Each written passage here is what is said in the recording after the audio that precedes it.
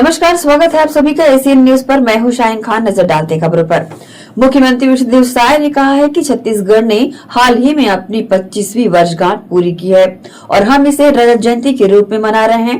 सौभाग्य से 1 नवंबर को हमारे स्थापना दिवस पर प्रधानमंत्री नरेंद्र मोदी हमारे बीच थे। उन्होंने राज्य की नवनिर्मित विधानसभा का उद्घाटन और जनजाति संग्रहालय का उद्घाटन भी किया। इन 25 वर्षों में छत्तीसगढ़ ने विकास में भारी प्रगति की है। छत्तीसगढ़ राज्य को निर्माण हुए 25 वर्ष पूरे हुए हैं और ये हम लोग का रजत जयंती वर्ष चल रहा है। इसको रजत महोत्सव के रूप में हम लोग मना रहे हैं और बड़ा सौभाग्य का विषय है छत्तीसगढ़ के लिए कि 1 नवंबर जो प्रदेश का स्थापना दिवस था, उस दिन हमारे देश के यशस्वी प्रधानमंत्री श्री नरेंद्र मोदी जी हम लोगों के बीच में थे और उन्होंने हमारे प्रदेश के नवनिर्मित विधानसभा भवन का भी इनॉग्रेशन किया, राज्योत्सव का भी शुभारंभ किया और जो एक ट्राइबल म्यूजियम बना है, आज़ादी की लड़ाई में हमारे छत्तीसगढ़ के जो जनजातीय समाज के जो लीडर थे, उन्होंने अलग अलग 14 क्रांति की थी। शहीद वीर नारायण सिंह, गैंद सिंह, गुंडाधुर, ये सब उनका अलग अलग चित्रण है। तो ट्राइबल म्यूजियम का भी इनॉग्रेशन माननीय प्रधानमंत्री जी ने किया है और छत्तीसगढ़ में 32% पॉपुलेशन जनजातीय समाज का है और इनके विकास के लिए ही 1 नवंबर 2000 को भारत रत्न श्री अटल बिहारी वाजपेयी जी ने छत्तीसगढ़ राज्य का निर्माण भी किया। उनका हम नमन भी करते हैं, पूरे छत्तीसगढ़ की जनता की तरफ से उनको नमन करते हैं। और 25 वर्षों में छत्तीसगढ़ का बहुत विकास हुआ है। 25 वर्षों में पहले 15 साल भारतीय जनता पार्टी की यहाँ पर सरकार थी, आज करीब 2 साल होने को जा रहा है। लंबे समय तक हम लोग की सरकार यहाँ पर रही है और बहुत विकास हुआ है। एक समय ऐसा था कि यहाँ लोग मतलब उनको भूखे रहना पड़ता था, गरीबी के कारण कोदो, कुटकी, महुआ ये सब खाना पड़ता था। कभी कभी वो भी नसीब नहीं होता था तो बच्चे उपवास होते थे। लेकिन हम लोग की सरकार आई तो तत्कालीन सरकार ऐसी सुंदर पीडीएस की प्रणाली लाई जिसके कारण आज 1 रुपया किलो में अनाज मिल रहा है। तो भूख का बिल्कुल पलायन हो गया है और हर क्षेत्र में सड़क, बिजली, पानी, स्कूल, अस्पताल, हर क्षेत्र में 25 वर्षों में बहुत तेजी से विकास हुआ है। एक तो माननीय अटल बिहारी वाजपेयी जी का जो प्रधानमंत्री ग्राम सड़क योजना का उन्होंने शुरुआत किया, उससे भी हमारे प्रदेश के गांव बारहमासी रोड से जुड़े हैं। छत्तीसगढ़ निर्माण के समय 1 मेडिकल कॉलेज था, 14 से ज़्यादा मेडिकल कॉलेज हैं, आज 18-19 यूनिवर्सिटी हैं। आज जगह जगह पर शिक्षण की संस्थाएं हैं, हर विकास खंड में कॉलेज की स्थापना हुई है और शिक्षण की जो उच्च शिक्षा की जितनी भी संस्थाएं हैं, चाहे वो IIT हो, IIM हो, IIIT हो, लॉ का यूनिवर्सिटी हो, एम्स जैसी संस्था, सब कुछ यहाँ 25 वर्षों में आई है। तो 25 वर्षों में काफ़ी यहाँ पर विकास हुआ है और एक जो छत्तीसगढ़ के विकास में बाधक था नक्सलवाद, उससे भी डबल इंजन की सरकार के कारण और हमारे माननीय प्रधानमंत्री और माननीय गृह मंत्री जी के इच्छा शक्ति के कारण और उनका संकल्प कि 31 मार्च 2026 को इसको देश से समाप्त करना है और हमारे जवान मुस्तैदी के साथ लड़ भी रहे हैं, उनका संकल्प भी पूरा होगा। और जो हमारा बस्तर क्षेत्र जो नक्सलवाद के कारण विकास से अछूता था, वहाँ भी हम लोग नियत नैलाना योजना के माध्यम से आज 327 गाँव को आबाद कर चुके हैं और वहाँ पर सरकार की सभी योजनाओं को पहुँचा पाने में सफल हो रहे हैं।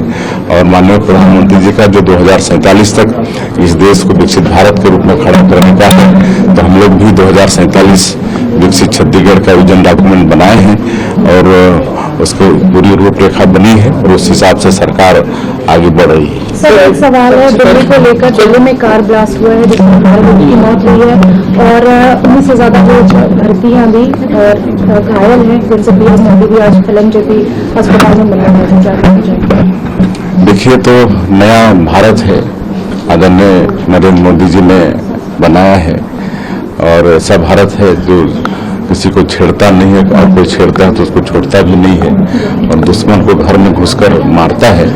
वो ऐसे भारत में इस तरह इसकी तो निंदा करते हैं, लेकिन कोई भी दोषीदार हो और बख्शे नहीं जाएंगे, उन पर कार्रवाई होगी। क्या छत्तीसगढ़ में कोई हाईलाइट किया गया है, क्योंकि काफी राज्यों में हाईलाइट जी बिल्कुल, सब तरफ जैसे ही वहाँ पर घटना घटी उसके बाद में सब तरफ अलर्ट किया गया।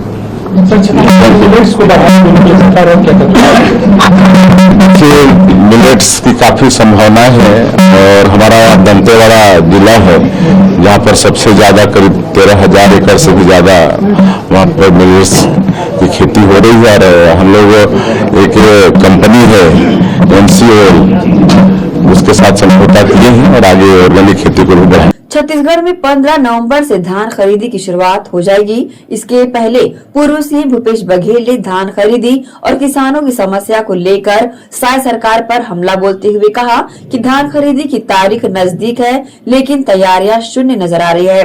भूपेश बघेल ने आगे कहा कि सरकार की उदासीनता से किसान परेशान है। उन्होंने कहा कि सहकारी बैंकों के कर्मचारियों और मंडियों के डेटा ऑपरेटर्स इन दिनों हड़ताल में हैं। उनकी मांग क्या है? यह कह रहे हैं कि कांग्रेस सरकार के समय जो धान खरीदी की नीति अपनाई गई थी उसे फिर से बहाल किया जाए। वहीं पूर्व सीएम भूपेश बघेल ने भाजपा सरकार पर गंभीर आरोप लगाते हुए कहा कि छत्तीसगढ़ स्वास्थ्य विभाग में जितनी भी दवाइयां सप्लाई हो रही है वो घटिया क्वालिटी की है। मानक है जब जब भाजपा की सरकार आती है तो दवाइयों में भी कमीशन खाती है। धान खरीदी के लिए केवल महज 2 दिन बचे हैं। आज 12 तारीख हो गया, 13 और 14 तारीख को तो बाद 15 तारीख को धान खरीदी करना है। अभी तक के टोकन बढ़ जाना चाहिए था, लेकिन पोर्टल ही नहीं बन पाया है, पोर्टल ऑन नहीं हुआ है, तो फिर पोर्टल में रजिस्ट्रेशन कैसे करेंगे? सरकार ये चाहती है खुद आप रजिस्ट्रेशन कर लें, तो पोर्टल खुला ही नहीं तो खुद कैसे रजिस्ट्रेशन करें? दूसरी तरफ ये है कि जितने भी बैंक के कर्मचारी हैं, धान खरीदी केंद्र के जितने भी कर्मचारी हैं, वो सब हड़ताल में हैं, और इस कारण से आप कहीं भी जाकर टोकन नहीं कटवा सकते। फर्म में कोई तैयारी नहीं है, धान खरीदी केंद्र में कोई तैयारी नहीं है, तो धान खरीदी 15 तारीख को शुरू करेंगे, ये करेंगे, ये तो मुश्किल दिखाई दे रहा है। जो बैंक कर्मचारी है कोऑपरेटिव बैंक के, और जो डाटा ऑपरेटर है, कंप्यूटर ऑपरेटर है, उनकी मांग क्या है? जो हमारी पुरानी व्यवस्था थी तो उसको बहाल करने की बात कही जा रही है। हमने 2022 में 21-22 में ये व्यवस्था की थी कि धान खरीदने के बाद 3 दिन के भीतर में किसानों का भुगतान हो जाए। दूसरा, 30 दिन के भीतर ही सोसाइटियों से, धान संग्रहण केंद्रों से, धान खरीदी केंद्रों से, धान खरीदी केंद्र से धान का उठाव हो जाना चाहिए। और ये जो हम लोगों ने किया था, और राइस मिलर को 120 रुपया हमने प्रति क्विंटल मिलिंग चार्ज दिया था, और धान उठाने की जिम्मेदारी उनको दी थी। तो मार्च महीने में पूरा धान का उठाव हो गया, एक दाना एक जोड़ा भी धान किसी सोसाइटी में नहीं। सरकार ने नीति बदली, सरकार ये कह रहे हैं कि अब ये मार्च तक के धान उठाव करें। हमने कहा तो 3 दिन के भीतर, अब ये कह रहे हैं मार्च तक। इसका मतलब नवंबर से धान खरीदी, अब मार्च तक के धान उठाव नहीं हुआ, तो जो सूखा हो गया, जो यदि बारिश हो गया उसमें खराब होता है, तो उसका नुकसान किसको उठाना पड़ेगा? सोसाइटियों को, वहां के कर्मचारी। हमारे समय में लगभग 240 करोड़ रुपया जो इस प्रकार के था उसमें माफ कर दिया, समाजित कर दिया, लेकिन सोसाइटी को खत्म नहीं होने दिया था। ये सरकार है सोसाइटी खत्म करना, क्योंकि छोटे छोटे कर्मचारी सुपर भी आना है, यदि रखा रहेगा तो चूहे भी टुकड़ेंगे और भी नुकसान होगा, चोरियां भी होगी, तो नुकसान होगा, उसको भरपाई कौन करेगा? सोसाइटी कर्मचारी जिसको 15-20 हजार रुपये तनख्वाह मिल रहा है और उससे रिकवरी करेगी सरकार, तो कैसे अपना घर परिवार चलाएगा कि सरकार के खजाने घर में काम करेगा? और इसलिए हड़ताल में की बड़ी लापरवाही सामने आई है। 24 तारीख को ऑपरेशन हुआ था आग का, उन्हें विकसित करवाने के लिए घर में दुकान है, आधी रात में डिपार्टमेंट में जिसमें दवाइयाँ सप्लाई हो रही है वो घटिया क्वालिटी की है, अमानत है और भारी भ्रष्टाचार हाल हो रहा है। इसका देखा जाता है उदाहरण अभी दुर्ग में नसबंदी से 2 लोगों की मौत हो गई है और अभी आई डाल डालने से 9 लोग फिर से यहाँ उसे प्रभावित हो गए हैं। तो जब भी भाजपा सरकार आती है दवाई में भी कमीशन खाते हैं, कमीशन खोरी के कारण से घटिया दवाई सप्लाई होती है और उसके कारण से छत्तीसगढ़ के लोगों को कभी आंख गंवाकर उसकी कीमत चुकाते हैं, कभी जान देकर उसकी कीमत चुकाते हैं। ये अंबिकापुर में 22 करोड़ से अधिक की लागत से बन रही सड़कों की गुणवत्ता पर सवाल खड़े हो रहे हैं। डिमांड के महज दूसरे दिन ही सड़क की बजरी उखड़ने लगी है, जिससे नाराज स्थानीय लोगों ने विरोध शुरू कर दिया। भारतीय जनता पार्टी कार्यालय के सामने बनी सड़क की हालत इतनी खराब है कि लोग उसे हाथों और पैरों से उखाड़कर घटिया निर्माण का सबूत दिखा रहे हैं। लोगों का कहना है कि वर्षों बाद सड़क निर्माण हो रहा है, लेकिन अधिकारियों की मौजूदगी के बावजूद गुणवत्ता बेहद खराब है। सवाल ये उठता है कि जब अधिकारी और जनप्रतिनिधि मौके पर मौजूद होने के बावजूद भी इतनी बड़ी चूक कैसे हो गई? क्या 22 करोड़ की लागत में इन गुणवत्ता की गारंटी नहीं मिल सकती? जवाबदेही तय होगी या फिर ये मामला भी धूल फांकता रह जाएगा?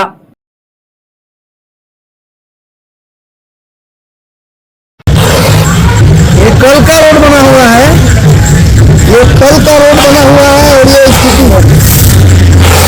ये कल का रोड बना हुआ है जो कि हृदय स्थल है यहाँ भारतीय जनता पार्टी के घर पे, भारतीय जनता पार्टी कार्यालय के सामने की बात है।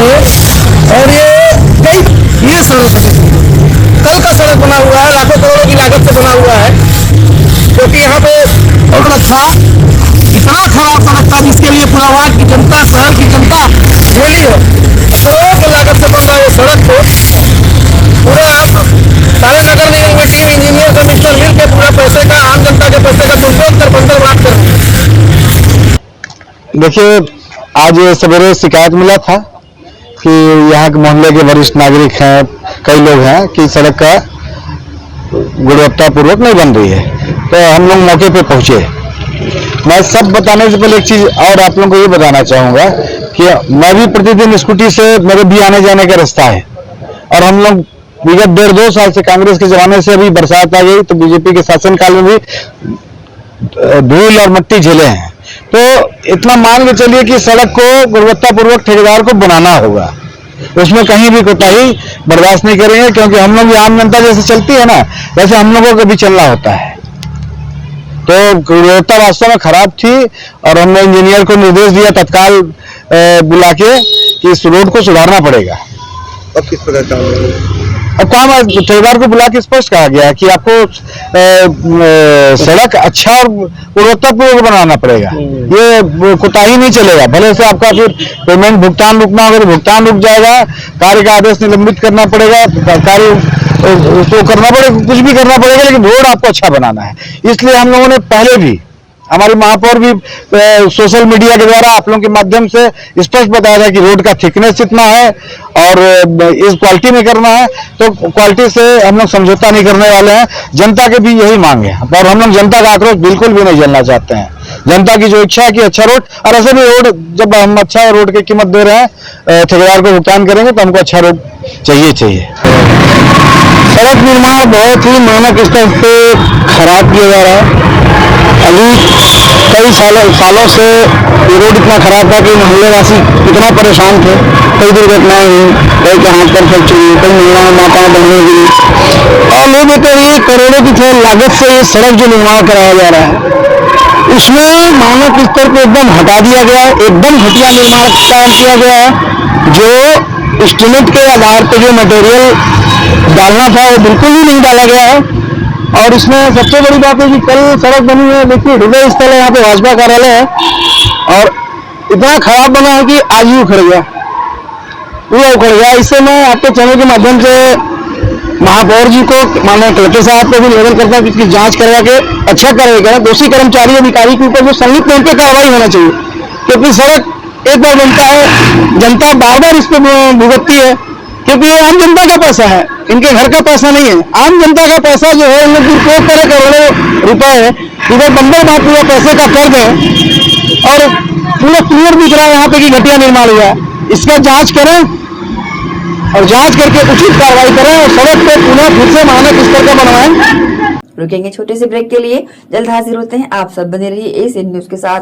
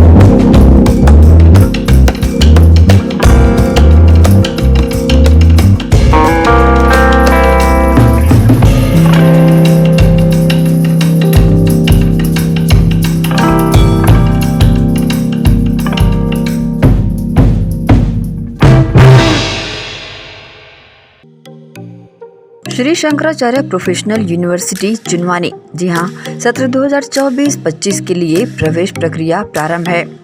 डिप्लोमा इन फार्मेसी एवं बैचलर ऑफ फार्मेसी के लिए प्रवेश प्रारंभ है। बिना PPHD दिए सीधा प्रवेश।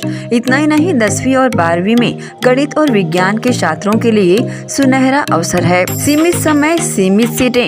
अगर है सपनों को पूरा करना तो भरना होगा ऊंची उड़ान। जल्दी करें, प्रवेश प्रारंभ है। प्रेजेंटली शंकराचार्य ग्रुप के अंदर 4 फार्मेसी कॉलेजेस हैं।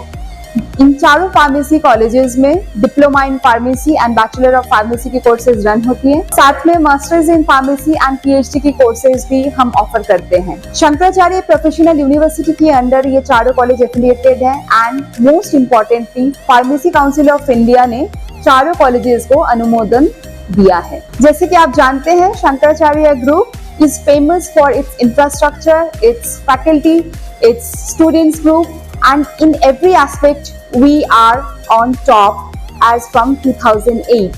So in this year also, अगर आप चाहते हैं कि आप 12th के बाद साइंस में आपके भविष्य बनाना चाहते हैं तो शंकराचार्य प्रोफेशनल यूनिवर्सिटी में एक बार जरूर आए। फार्मेसी कोर्स में अभी डायरेक्ट एडमिशन 12th की परसेंट बेसिस पे दिया जा रहा है, तो जल्द से जल्द संपर्क करें। तो एडमिशन हेतु जल्दी करें। Shri Shankaracharya professional university Junwani, Bhilai, Chhattisgarh. संपर्क करें 9977258200। के बाद आपका स्वागत है। सूरजपुर जिले के प्रेमनगर जनपद पंचायत में पदस्थ ग्रामीण यांत्रिकी विभाग के उप अभियंता ऋषिकांत तिवारी को एंटी करप्शन ब्यूरो की टीम ने 15,000 रुपए की रिश्वत लेते हुए रंगे हाथों गिरफ्तार किया है। शिकायतकर्ता दिसंबर सिंह नवापारा खुर्द ने मत्स्य विभाग के अंतर्गत अपने गांव में तालाब निर्माण कार्य कराया था। इसके मूल्यांकन रिपोर्ट तैयार करने के लिए अभियंता ऋषिकांत तिवारी लगातार 15,000 रुपए की रिश्वत की मांग कर रहे थे। शिकायत पर एसीबी ने ट्रैप कार्रवाई की योजना बनाई। तय प्लान के मुताबिक बुधवार की शाम टीम ने प्रेमनगर क्षेत्र में जाल बिछाया। अभियंता के कार्यालय में पैसे लेने से मना किया और कहा कि कहां पैसा देना है बताएंगे। बाद में उन्होंने शिकायतकर्ता के घर पैसे देने को कहा। एसीबी ने पहले से ही टीम को प्रार्थी के घर के आसपास तैनात कर दिया था। जैसे अभियंता ने रिश्वत की रकम ली, टीम ने उन्हें रंगे हाथों दबोच लिया।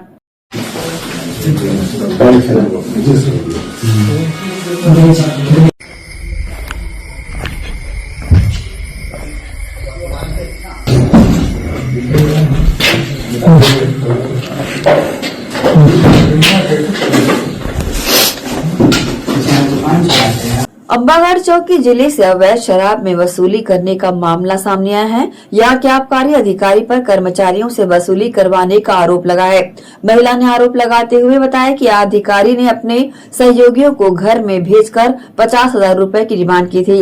अंबागढ़ चौकी की महिला ने थाने में शिकायत दर्ज कराकर सहायक जिला अधिकारी RS भांडेकर और उनके सहयोगियों पर 50,000 रुपए की मांग और बदतमीजी के आरोप लगाए हैं। महिला का आरोप है कि सहायक जिला आबकारी अधिकारी भांडेकर अपने अधीनस्थ कर्मचारी और सरकारी शराब दुकान में काम कर रहे सुपरवाइजरों को घर भेजकर वसूली करवाया करते हैं। वही महिला ने पुलिस को call details, mobile recording, video और फोटो साक्ष्य भी सौंपे हैं। ये शिकायत है यहाँ सुबह की है, 7 से 8 के बीच की बात है। जो आबकारी साहब आए थे, भांडेकर साहब जी थे, वो दारू बेचने के खिलाफ शिकायत करके आए थे हमारे यहाँ और जांच पड़ताल किए और फिर धमकी भी दिए, बदतमीजी से बातें भी किए और 50,000 की मांग भी किए। तो इसके खिलाफ में दर्ज कराई है। जीरो से लगा हुआ सर ढाबा हमारा, तो छूट फूटा जाती थी खाने के लिए। इनके तौर वो मेरे से पैसा मांगता है हर महीना। कभी भट्टी से कर्मचारी भेजेगा, कभी वर्मा भेजेगा, वर्मा उनका आरक्षक है, और कभी उनको भेजते क्या बोलते हैं येलो है विक्रांत, और बहुत सारे कर्मचारी जो कभी 25,000, कभी 15,000, कभी 40,000, कभी 50,000। भांडेकर साहब खुद मोटरसाइकिल लेके केंद्र की गाड़ी पकड़ा के मैं घर से 50,000 दिया हूँ। हर बार ऐसी पैसा ब्लैक में भी करते रहते हैं मेरे को। तुम दारू पिलाते हो, दारू बेचते हो, ये करते हो करके। यहाँ पे पास में सरकारी दुकान है और सरकारी दुकान होने के कारण कोई आ जाते हैं, लूट छुप के पीते हैं, उसका ब्लैक मेल करके मेरे को अभी तक बहुत सारा पैसा ले चुका है। 2 साल में 3-3.5 लाख रुपया ले चुका है। कभी 1 लाख, कभी 75,000, कभी 25,000, कभी 40,000। अभी अगले महीना और 1 तारीख को 15,000 देने के बाद 15 तारीख को आके 15,000, 25,000 और मांग रहा था। उसके बाद अभी 2 बार भेज डाला भट्टी से कर्मचारियों को। उन लोग आने के लिए कतराते हैं कि हम कैसे लेंगे पैसा। कभी भट्टी में आप छोड़ते हैं पैसा, सामान छोड़ा का ऐसे फोन लगाते हैं। यदि जो आप आरोप लगा रहे हैं उससे कुछ साक्ष्य है आपके पास? मेरे पास है, मैं तो देने जाता हूँ। मोबाइल में नंबर है, जिसका फोन नंबर आता है उनको बोलता है भांडेकर साहब जाए आराम से ले लेना करके। उन लोग पैसा कर्मचारियों का सब रिकॉर्डिंग रखे हुआ। हाँ, पूरा रिकॉर्डिंग है सर। वक्त है एक और छोटे से ब्रेक का, जल्द हाजिर होते हैं। आप सब बने रहिए एसीएन न्यूज के साथ।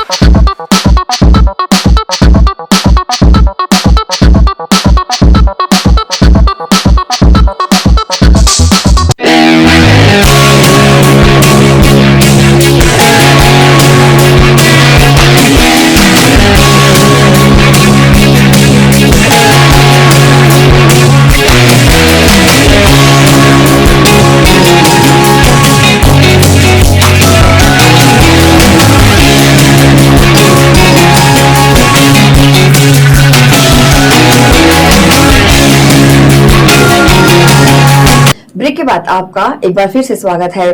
कोरबा जिले में बालको थाना क्षेत्र के सोनगुड़ा पंचायत में बदमाशों ने बड़ी डकैती की वारदात को अंजाम दिया। डकैतों ने ताईडांड बस्ती में धावा बोला। पीड़ित परिवार के मुखिया ने बताया कि मंगलवार की रात करीब 1:30 बजे 15 से 20 बदमाश उनके घर घुस आए। घर में घुसते ही हथियारबंद बदमाशों ने परिवार के सभी लोगों को अपने कब्जे में कर लिया। हथियार के दम पर बदमाशों ने घर में जो भी कीमती सामान और नकदी थे उसे समेट लिया। उनके परिवार में कुल 11 लोग हैं, जिनमें 3 महिलाएं हैं। बदमाशों ने घर में घुसते ही सभी को जान से मारने की धमकी देकर डरा दिया। परिवार के सभी लोग जब उनके कब्जे में आ गए तो उन लोगों ने घर का कोना कोना छान मारा। घर में जो भी कीमती सामान मिला उसे अपने कब्जे में ले लिया। कोरबा एएसपी नीतीश कुमार ठाकुर ने बताया कि बालको क्षेत्र का ये मामला है। पीड़ित का नाम शत्रुघ्न दास है, जिनके घर पर डकैती हुई है। परिवार की ओर से शिकायत दर्ज कराई गई है। पुलिस की टीम, साइबर टीम और एक्सपर्ट द्वारा जांच की जा रही है। नाम शत्रुघ्न दास महंत है जी।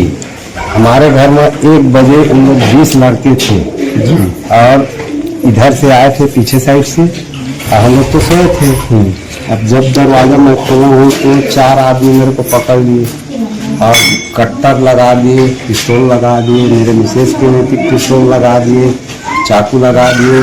फिर मेरा 11 आदमी थे हम लोग, 3 लेडीज थे और बाकी जेंट्स थे। तो सभी को 2-2 आदमी करके पकड़े थे और सभी के में हथियार लगाए गर्दन में। ये मेरा लगा भी है, हाथ का ही नहीं इसमें। उसके बाद में वहाँ बांध करके हम लोग पीछे ऐसा बांध दिए 11 आदमी को, और मैंने टेप लगा और बोल रहे हैं कि कहाँ कहाँ पे तुम लोग का सामान है बताओ, जो कीमती सामान। पैसा कितना रखे हो? तो मैं बोला मेरा पास 1.5 लाख रुपया है। लड़की का शादी करने के लिए मैं जमा कर रहा हूँ, और लड़की के लिए मैं साटी भी ले चुका था, मंगलसूत्र भी ले चुका था, ये अंगूठी भी था, पूरा मतलब वो 10 लाख का सामान था। 1.5 लाख मेरा खुद नगद का पैसा था, वो भी पूरा निकाल लिए। जो कपड़ा था मेरा पैंट शर्ट वो भी ले गए, तो हम लोग को बांध दिए थे। हम लोग करीब यहाँ से 3-3:30 बजे तो खिड़की तोड़ करके ये बच्चा को बुलका करके दूसरे रास्ते में निकाले, तो दरवाजा को बाहर से तो बंद कर दिए थे, हम लोग अंदर में था। ये लड़का खोला है तो फिर वो दरवाजा खोला है, इसको खोला है, तो इतना से लोग यहाँ से पूरा सामान लेके बेटे आपके गाँव में रात में मेरे घर में तो लोग आए हैं, सारे बाटो आ गए, आके जगाया मुझे। चोर लोग भागे के बाद में है ना, हमें पीछे देखने गए, तब वो अच्छी भी सामान पड़ा था, इसलिए थी जो कमरा देखा वहाँ भी वैसी, ये देखा वहाँ भी वैसी है। तो हमारे में बैठ देगा है, आगे 112 फोन लगाए गए, क्या काम नहीं है। आप पुलिस की जानकारी आपको दी है? पुलिस की जानकारी आपको दी है? मैंने क्या वो लड़की दिया है 112। ये आपका? मेरा नाम है गणेश दास जी। अभी कौन सा गाँव है? ये है ट्राईडांड। क्या घटना घटी हुई है? यहाँ रात को चोर लोग आए थे हथियार के साथ में, और घर को लूटे हैं, उसके बाद फिर चले गए। कितने लोग रहे होंगे? कितने, करीबन 15 से लगभग ऊपर होंगे। कितने बजे घटना है? ये है 2:30 से 3 के बीच की बात है। क्या लगता है आपको कौन हो सकते हैं? अब क्या मालूम कौन हो सकता है। तो अभी पुलिस जांच कर रही है। पुलिस जांच कर रही है कि हम पहले बार हुए ना सर, पहली बार हुआ? पहली बार। क्या क्या चोरी? अब चोरी में कुछ कैश हुआ है और कुछ गहना भी हुआ है। क्या कुछ कहेंगे आप, क्या कहना चाहेंगे? मैं तो कुछ नहीं कर सकता भैया। बीती रात एक घटना घटी है, क्या कुछ मामला सर? बालको के तरई नामक गांव है, वहां पर रात्रि में कुछ लोग किसी घर में प्रवेश करके कुछ सामान वामान ले गए हैं, जिसके संबंध में अभी जांच चल रही है। पूछताछ करने के बाद ही अग्रिम बताया जाएगा कि क्या घटना घटी है बोलकर। सर इनके द्वारा बताया गया कि बंधक भी बनाया गया था, क्या कुछ जानकारी मिली सर आगे? अभी तक FIR नहीं हुआ है, पूछताछ चल रही है। बालको क्षेत्र का मामला है, ग्राम तरईडांड, और एक व्यक्ति है शत्रुघ्न दास। इनके यहाँ कल रात्रि में डकैती वाली बात के संबंध में शिकायत दर्ज किया गया। पुलिस की टीम, साइबर की टीम वहां पर उपस्थित है तथ्यों को एकत्रित किया जा रहा है, जो गवाह है, जो प्रार्थी, उनका बयान लिया जा रहा है। बाकी चीजें आगे जांच में क्लियर होंगी। जशपुर जिले के थाना दुलदुला पुलिस ने लंबे समय से फरार चल रहे आरोपी दिलीप चौहान को गिरफ्तार कर लिया है। आरोपी ने अपने साथी कुंदन राज के कहने पर नाबालिग से सुहागरात के नाम पर दुष्कर्म किया था। सोशल मीडिया पर हुई दोस्ती से शुरू हुई ब्लैकमेलिंग और दुष्कर्म का मामला मुख्य आरोपी कुंदन राज को वर्ष 2022 में ही गिरफ्तार कर जेल भेजा जा चुका था। वरिष्ठ पुलिस अधीक्षक जशपुर शशि मोहन सिंह ने पुलिस टीम गठित कर आरोपी दिलीप चौहान की पतासाजी के लिए गोवा रवाना की गई थी, जहां से भी आरोपी पुलिस को चकमा देकर फरार हो गया था। अंततः कुनकोरी क्षेत्र से पुलिस को फरार आरोपी दिलीप चौहान को पकड़ने में सफलता मिली। कुंदन बिहार का लोग भेजा था कॉन्फ्रेंस में, लड़के के पास कॉन्फ्रेंस करके फिर मैं गया, फिर लड़का बोला उससे संबंध बनाने के लिए, फिर संबंध बनाया। एक बार घर बुलाया था, लड़का भेजा था घर आ जाओ, लड़की भी सब कॉन्फ्रेंस में ही लड़की थी, और एक बार स्कूल के पीछे स्कूल के पास। तो अब उस लड़के से बात होती है आपकी? नहीं होता सर। तो उसका नंबर बंद कर लिया क्या? बंद हो गया मेरा सिम, मतलब घूम गया मोबाइल। अच्छा, तो उसने आपकी पहली बार बात कैसे? उसने फोन किया था पहले, कहाँ से हो पूछा, मैं बोला दुबला श्रीलंका बोला, फिर बोला बात किया, कहाँ से करते हो क्या नहीं, दोस्ती यारी ज्यादा नहीं होता था, थोड़ा बात होता था, क्या कर रहे हो क्या नहीं, बस वही बात होता था। उसके कहने पे गया था, कॉन्फ्रेंस में लड़की को बुलाया था, लड़की मर्जी से ही संबंध हुआ है। बोला कि एक गांव की प्रार्थना में 2022 से पुलिस को रिपोर्ट दर्ज कराया था कि सोशल मीडिया के माध्यम से एक लड़का जो कि पटना का रहने वाला था, उसने इस लड़की के साथ दोस्ती किया, प्यार का झांसा दिया और इससे बोला कि हम दोनों शादी कर लेते हैं, और इसने मोबाइल पे ही वर्चुअल शादी किया सो कॉल, और उसके बाद इस लड़की के साथ चूंकि बोला कि हमारी शादी होगी, सुहागरात मनाना है, इसके लिए मैं तुम्हारे गांव के लड़के को जानता हूं, इसको भेजता हूं, इसके साथ तुम्हें संबंध बनाना है। और इससे पूर्व में भी कुछ लड़की का वीडियो बनाया गया था, उसको लेके ब्लैकमेलिंग करता था। पुलिस ने संबंधित धारा 376 और पॉक्सो एक्ट के तहत मामला पंजीबद्ध किया था, और उस समय में कुंदन राज नामक जो आरोपी था उसको पहले गिरफ्तार किया जा चुका था। और दूसरा आरोपी दिलीप चौहान काफी लंबे समय से फरार था। हम लोग ऑपरेशन अंकुश के तहत इस आरोपी को गिरफ्तार किए हैं। गिरफ्तार करने के बाद अग्रिम विवेचना जारी है और साथ ही इसे न्यायिक रिमांड पर जेल भेजने की प्रक्रिया शुरू कर दी गई। गुरुवार को माइलस्टोन एकेडमी में चेक सेरेमनी का आयोजन किया गया। इस कार्यक्रम की मुख्य अतिथि Shrimati Nimisha Singh, founder of line थी। अपने संबोधन में मुख्य अतिथि ने सभी बच्चों को ढेर सारा आशीर्वाद देते हुए उन्हें अनुशासन का महत्व बताते हुए उनका उत्साहवर्धन किया। इस कार्यक्रम के लिए 71 विद्यार्थियों ने अपनी उपस्थिति दर्ज कराई। सभी विद्यार्थियों को यहां पर चेक प्रदान किए गए। 10 विद्यार्थियों को 7,000 रुपए का चेक, 13 विद्यार्थियों को 5,000 रुपए का चेक, वही 27 विद्यार्थियों को 2,500 रुपए का चेक और 21 विद्यार्थियों को 1,500 रुपए का चेक प्रदान किया गया।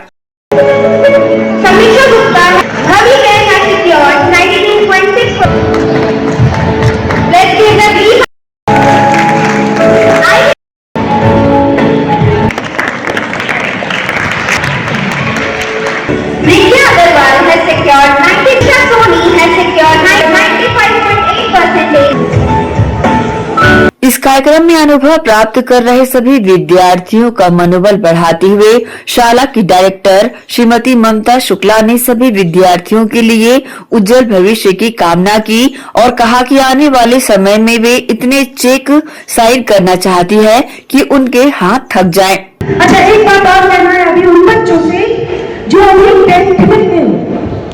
मैंने ऐसे अभी मैं चेक्स देख रही थी और लास्ट ईयर के इवेंट्स भी देख रही थी, याद कर रही थी, तो मैंने देखा है कि कई बच्चे 6th, 7th, 8th, 9th में या 10th में भी बहुत अच्छा नहीं करते हैं। फिर रिजल्ट जब आता है हमारे सामने तो एकदम एक कोई नया बच्चा आ जाता है जिसको अभी तक हमने सोचा भी नहीं था। तो जो 10th बैच है, आपके 3 months, how many months are left before you start your annual examination, board examinations? Almost 3 months, right? अभी फरवरी में ही शुरू कर देंगे, जो कि मार्च 1 से शुरू करते थे। तो अभी भी if you start fighting, doing the hard work, तो आपको ये सबसे पहले वाले जो सबसे पहले बच्चे आए ना 7,000 वाले, उसमें आप इंक्लूड हो सकते हो। अभी देर नहीं हुई है। अगर इस बात को सुनते ही पूरा प्रांगण तालियों की गड़गड़ाहट से गूंज उठा।